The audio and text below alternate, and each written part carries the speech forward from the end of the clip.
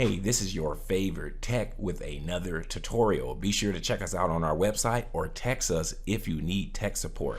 In this video, I'm going to show you how to change the default language in Windows 10's operating system. All right, so the first thing we're going to do is go to the Start menu and type in Settings. When we get to the Settings menu, we're going to find Time and Language, and then we're going to look to the left side of the screen in the dialog box and click Languages. So when you get to this screen, it's fairly straightforward. Your main language is selected right here. I have English. If you want to add a language, you click Add Language.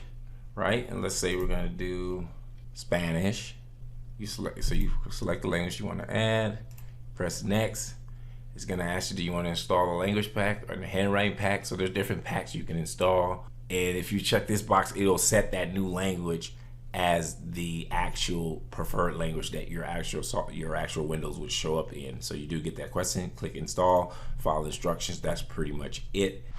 Hey, if you found this video valuable, go ahead and return the favor by liking and subscribing to this channel. If you subscribe, type the phrase "I subscribed" in the comment section below. Keep in mind, when you subscribe, it motivates us to continue to make these free videos. Lastly, if you enjoy learning about technology, entrepreneurship, or making money online, go ahead and check out my other videos on my other channel. Thanks for your support.